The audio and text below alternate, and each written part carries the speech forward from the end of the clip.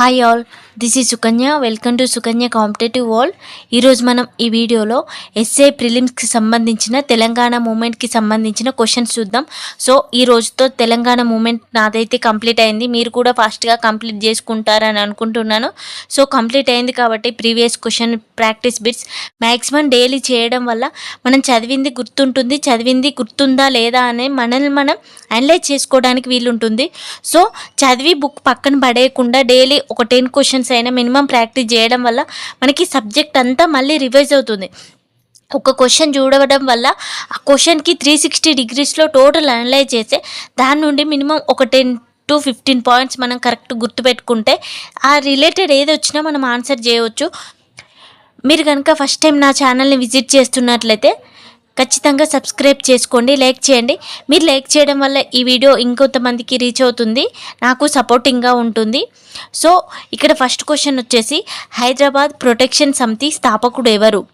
Options వచ్చేసి బూర్గుల నరసింగరావు, హయగ్రీవాచారి, రామాచారి, మందమూల నరసింగరావు. దీనికి వచ్చేసి కరెక్ట్ ఆన్సర్ వచ్చేసి రామాచారి. అంటే ప్రొటెక్షన్ సమితి అంటే మనకి హైదరాబాద్ హితరక్షణ సమితి అని ఉండటం జరుగుతుంది. దీన్ని మనకి 1952లో ఏర్పాటు చేయడం జరిగింది. ఇతను మనకి మీర్ లాయక్ అలీ మంత్రివర్గంలో మంత్రిగా పనిచేయడం జరిగింది. ఈ ఇన్ఫర్మేషన్ మనం గుర్తుపెట్టుకోవాలి. నెక్స్ట్ క్వశ్చన్ వచ్చేసి ఢిల్లీలో పెద్ద మనుషుల ఒడంబడికపై ఏ రోజు సంతకం చేయబడింది? ఆప్షన్స్ వచ్చేసి 16 ఫిబ్రవరి 1950, 18 ఫిబ్రవరి 1956, 19 ఫిబ్రవరి 1956, 20 ఫిబ్రవరి 1956. మనకి పెద్ద మనుషుల ఒప్పందం అనేది చాలా ఇంపార్టెంట్. సో ఇక్కడ మనకి 14 అంశాలు ఉండటం జరుగుతుంది. ఇది 20 ఫిబ్రవరి 1956న సంతకం చేయబడింది. సో ఇది చాలా ఇంపార్టెంట్. దీనికి సంబంధించి దీని మీదే మనకి తెలంగాణ మూమెంట్ మొత్తం రిలేటెడ్ అయ్యి ఉంటుంది. ఇది అసలు ఎందుకు వచ్చింది మనకి, ఇది పెద్ద మనుషుల ఒప్పందం వల్లనే మన తెలంగాణ అనేది ఆంధ్రాలో విలీనం కావడం జరుగుతుంది. సో దీని మీదే మళ్ళీ ఈ ఉల్లంఘనలు జరిగాయి కాబట్టి మళ్ళీ తెలంగాణ మూమెంట్ అనేది మళ్ళీ ఉద్యమాలు చేయాల్సి వచ్చింది. కాబట్టి దీనికి సంబంధించి టోటల్ ఇన్ఫర్మేషన్ మనం చదువుకోవాలి. ఇది ఫస్ట్ మనకి 1956 ఫిబ్రవరి 20న వచ్చింది. ఎవరి సమక్షంలో జరిగింది మీటింగ్? ఇది మనకి ఢిల్లీలో హైదరాబాద్ భవన్లో జరగడం జరుగుతుంది, గోవింద్ వల్లభ్ పంత్ సమక్షంలో. దీని నుండి మనకు తెలంగాణ నుండి ఏపీకి సంబంధించిన నలుగురు వెళ్ళడం జరుగుతుంది, సంతకాలు చేయడం జరుగుతుంది. సో వాళ్ళ పేర్లు కూడా ఖచ్చితంగా ఇంపార్టెంట్. ఏవైనా 4 ఇచ్చేసి మనకి సరికానిది సరిదైనది అని అడిగే ఛాన్స్ ఉంటుంది. కాబట్టి మనకి తెలంగాణ నుంచి వచ్చేసి సంతకం చేసింది వచ్చేసి నలుగురిలో బుర్గుల రామకృష్ణారావు, మర్రి చెన్నారెడ్డి, కేవీ రంగారెడ్డి, జేవి నరసింగరావు. ఈ నలుగురు పేర్లు ఖచ్చితంగా మనం గుర్తుపెట్టుకోవాలి. ఏపీ నుండి వచ్చేసి మనకి బెజవాడ గోపాల్ రెడ్డి, నీలం సంజీవరెడ్డి, సర్దార్ గౌచు లచ్చన్న, తర్వాత అల్లూరి సత్యనారాయణ. ఈ నలుగురు గుర్తుపెట్టుకోవాలి. సో మనకి ఏదో ఒక కోడ్ పెట్టుకొని నలుగురు 8 మంది పేర్లు ఖచ్చితంగా గుర్తుపెట్టుకోవాలి. నెక్స్ట్ ఇందులో ఉన్న 14 అంశాలు కూడా గుర్తుపెట్టుకోవాలి. ఇందులో షార్ట్కట్లో మనం ఏదో ఒక రకంగా నోట్ చేసుకోవాలి. ఫస్ట్ వచ్చేసి మనకి మిగులు నిధుల గురించి, సెకండ్ వచ్చేసి మద్యపాన నిషేధం గురించి, మూడోది విద్యా సౌకర్యాల గురించి, 4, 5 వచ్చేసి ఉద్యోగుల తొలగింపు, ఉద్యోగుల నియామకానికి సంబంధించి, 6 వచ్చేసి మనకి ఉర్దూ భాషకు సంబంధించి, 7 వచ్చేసి ముల్కీ నియమాల గురించి. దీని ప్రకారం మనకి 15 సంవత్సరాలు స్థానికతగా నిర్ణయించడం జరిగింది.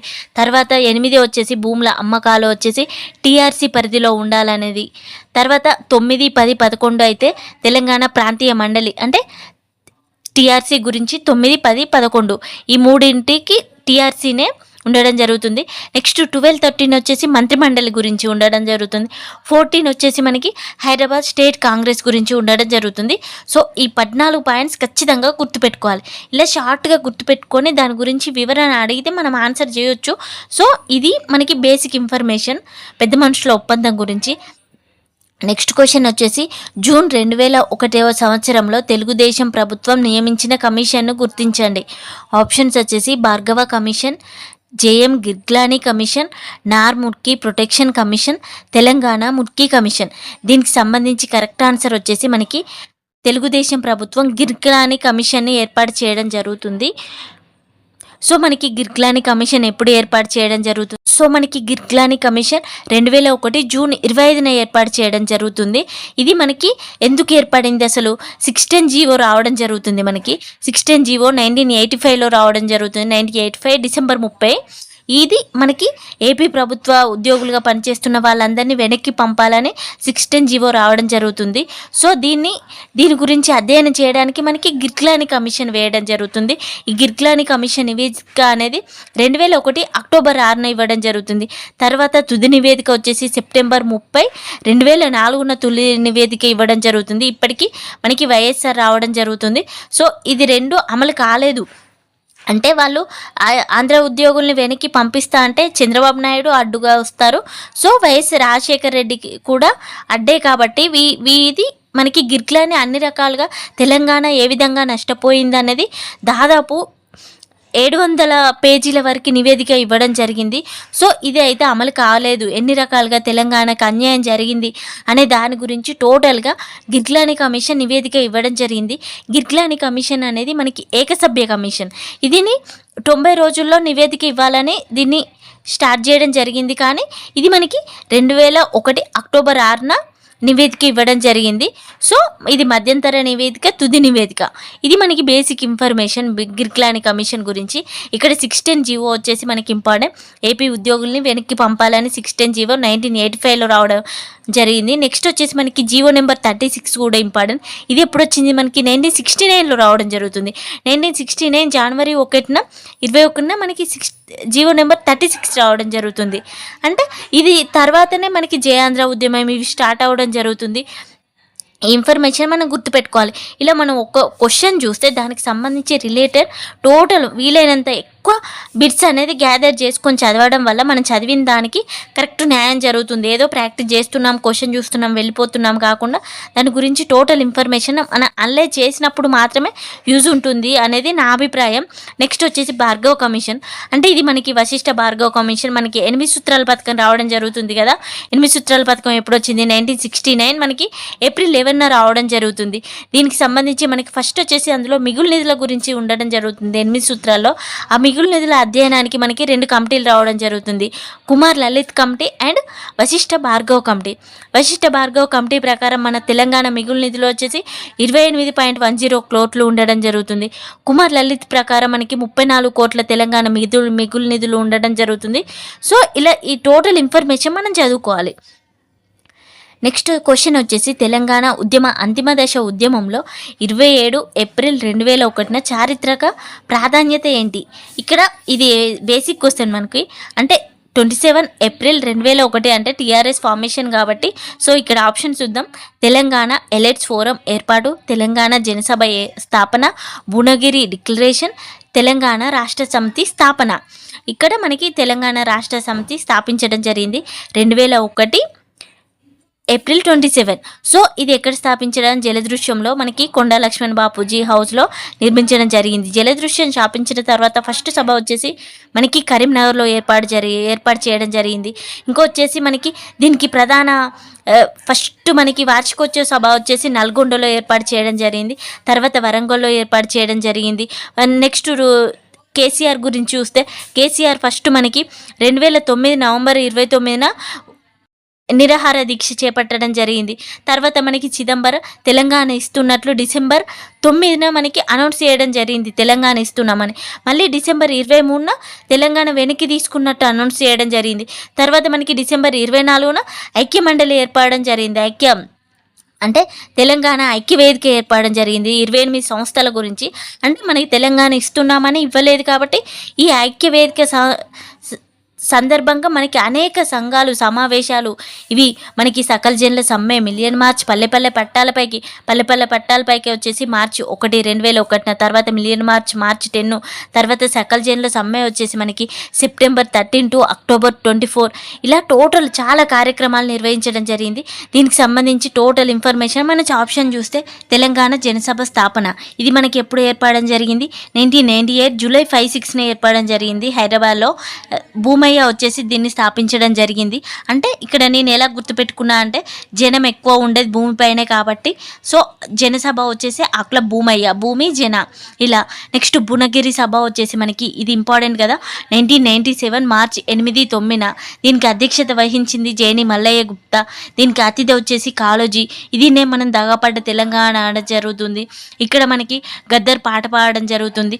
సో ఇలా టోటల్ ఇన్ఫర్మేషన్ మన ఇది క్వశ్చన్ చూసాం కాబట్టి ఈ 4 ఆప్షన్కి సంబంధించి చదువుకుంటూ రిలేటెడ్ ఇన్ఫర్మేషన్ 100% గ్యాదర్ చేసుకోవాల్సిందే. నెక్స్ట్ క్వశ్చన్ వచ్చేసి నిజాం సబ్జెక్ట్ లీగ్ను హైదరాబాద్ రాజ్యంలోని కొందరు విద్యావంతులైన మేధావులు ఏ సంవత్సరంలో స్థాపించారు? దీనికి సంబంధించి ఆప్షన్స్ వచ్చేసి ఇక్కడ 1929, 30, 22, 32, 34 ఉండడం జరిగింది.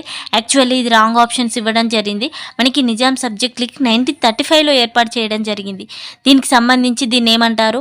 జమీన్ రిఫార్మియే నిజాం అని, నిజాం ప్రజల సంఘం అని. ఇది మనకి ఎందుకు ఏర్పడడం జరిగింది? ముల్కీ నియమాల గురించి ఏర్పడడం జరిగింది. సో ముల్కీలకు జరుగుతున్న అన్యాయాల గురించి పోరాటం చేయడానికి దీనికి సంబంధించిన నినాదం వచ్చేసి మనకి హైదరాబాద్ ఫర్ హైదరాబాదీస్. దీనికి సంబంధించి అధ్యక్షుడు వచ్చేసి నవాబ్ సర్ నిజామత్ జంగ్. ఇంకా ఉపాధ్యక్షులు ఉండడం జరుగుతుంది లతీఫ్ సయీద్, రామచంద్ర నాయక్. ఇలా టోటల్ ఇన్ఫర్మేషన్ దీనికి సంబంధించి చదువుకోవాలి మనం. ఇది మనకి 1939లో క్లోజ్ చేయడం జరుగుతుంది. ఎందుకు? మనకి ముస్లింల గురించి ఇత్తెహాదుల్ ముస్లిమన్ అనే సంస్థ ఏర్పడడం జరుగుతుంది ముస్లింలందరూ కలిసి. సో తర్వాత ఇది మూసివేయడం జరుగుతుంది. తర్వాత మళ్ళీ హిందువులందరూ కలిసి పీపుల్ కన్వెన్షన్ హాల్ ఏర్పాటు చేయడం జరుగుతుంది 1937లో. దీనికి అధ్యక్షుడు వచ్చేసి మనకి అబీద్ హసన్ అని ఉండడం జరుగుతుంది. సో ఇక్కడ మనకి కార్యదర్శులు బుర్గుల రామకృష్ణారావు, అబీద్ హసన్, శ్రీనివాస్ శర్మ ఇలా ఉండడం జరుగుతుంది. టోటల్ ఇన్ఫర్మేషన్ మనం చదువుకోవాలి. నెక్స్ట్ వచ్చేసి క్వశ్చన్ 1956 సంవత్సరంలో పెద్ద మనుషుల ఒడంబడికపై ఆంధ్ర మరియు తెలంగాణ నాయకులు సంతకాలు చేసిన చారిత్రక సందర్భంగా ఆనాటి భారతదేశ హోంమంత్రి ఎవరు? ఆప్షన్స్ వచ్చేసి సర్దార్ వల్లభాయ్ పటేల్, గోవింద్ వల్లభ్ పంత్, మొరార్జీ దేశాయ్, మౌలానా అబుల్ కలాం ఆజాద్. ఇందాక నేను ఎక్స్ప్లెయిన్ చేశాను కదా పెద్ద మనుషుల ఒప్పందం గురించి టోటల్ ఇన్ఫర్మేషన్. దానికి సంబంధించి కరెక్ట్ ఆన్సర్ గోవింద్ వల్లభ్ పంత్ సమక్షంలో మనకి ఢిల్లీలోని హైదరాబాద్ హౌస్లో మనకి పెద్ద మనుషుల ఒప్పందం జరగడం జరుగుతుంది February 20న. సో దీనికి సంబంధించి 14 పాయింట్స్ ఖచ్చితంగా 100% నేర్చుకోవాలి. 8 మెంబర్స్ని కూడా నేర్చుకోవాలి. ఎందుకంటే ఇందులో లేని సభ్యులు అని అడుగుతారు. 4 అంశాలు ఇచ్చి దీనిలో సరికానిది అని అడుగుతారు. సో అలా అడిగే ఛాన్స్ ఉంది కాబట్టి పేపర్ డెప్త్ స్టాండర్డ్ అనేది చాలా పెరిగింది కాబట్టి మనం టోటల్ ఇన్ఫర్మేషన్ చదువుకోవాలి. మనకి 100% క్వశ్చన్ వస్తుంది అనే ఏరియా నుండి మనం అస్సలు బిట్టు మిస్ చేయకుండా ఖచ్చితంగా క్వశ్చన్ చేసేలాగా ప్రిపేర్ కావాలి. ఎక్కడి నుండి వస్తుందో తెలియని టాపిక్ని పట్టుకొని చదివే టైం వేస్ట్ చేసుకునే కంటే ఖచ్చితంగా వస్తుంది అనే దాని మీద ఇంకాస్త టైం పెట్టి దాని గురించి డీటెయిల్గా చదువుకోవడం బెటర్ అని నా ఫీలింగ్. నెక్స్ట్ క్వశ్చన్ వచ్చేసి జస్టిస్ శ్రీకృష్ణ కమిటీ యూపీఏ ప్రభుత్వానికి తన రిపోర్ట్ ఏ తేదీన సమర్పించింది? ఆప్షన్స్ వచ్చేసి నవంబర్ 30, 2011, ఫిబ్రవరి 3, 2010, డిసెంబర్ 31, 2011, డిసెంబర్ 23, 2009. మనకి కరెక్ట్ ఆన్సర్ వచ్చేసి 2010. దీనికి కరెక్ట్ ఆన్సర్ వచ్చేసి నివేదిక మనకి 2010 డిసెంబర్ 20. దీనికి కరెక్ట్ ఆన్సర్ వచ్చేసి 2010 డిసెంబర్ 31 నివేదిక సమర్పించడం జరిగింది. ఇక్కడ ఆప్షన్స్ అనేది రాంగ్ ఇవ్వడం జరిగింది. సో మనకి ఫార్మేషన్ వచ్చేసి 2010 ఫిబ్రవరి 3న శ్రీకృష్ణ కమిటీని నియమించడం జరిగింది. సో శ్రీకృష్ణ కమిటీని యూపీఏ ప్రభుత్వానికి రిపోర్టు ఇది వచ్చేసి మనకి డిసెంబర్ 31న సమర్పించడం జరిగింది. ఇందులో వచ్చేసి మనకి సభ్యులు 5 ఉండడం జరుగుతుంది. సో శ్రీకృష్ణతో సో ఇక్కడ 5 సభ్యుల్ని ఖచ్చితంగా నేర్చుకోవాలి మనం. శ్రీకృష్ణ ఇతను అధ్యక్షుడు. తర్వాత వికే దుగ్గల్, రవీందర్ కౌర్, రణబీర్ సింగ్, అబూ సలే షరీఫ్. సో ఈ 4 మెంబర్స్ 1+4 టోటల్ 5 మెంబర్స్ని మనం నేర్చుకోవాలి. ఈ శ్రీకృష్ణ కమిటీ నివేదికలోని అంశాలు వచ్చేసి మనకి ఇది 505 పేజీల నివేదికను సమర్పించడం జరుగుతుంది. ఇందులో మనకి 9 చాప్టర్లు ఉండడం జరుగుతుంది. ఇక్కడ అధ్యాయాలు అనేది ఇంపార్టెంట్. సో ఈ 9 అధ్యాయాల్లో మనకి 8వ అధ్యాయం అనేది రహస్యంగా ఉండడం జరుగుతుంది. సో దీనికి సంబంధించి టోటల్ ఇన్ఫర్మేషన్ మనం చదువుకోవాలి. నా కంటెంట్ కనుక యూస్ఫుల్ అనిపిస్తే ఖచ్చితంగా సబ్స్క్రైబ్ చేసుకోండి, లైక్ చేయండి. మరిన్ని బిట్స్ ఇంకో వీడియోలో చేయడానికి ప్రయత్నిస్తాను. Thank you for watching.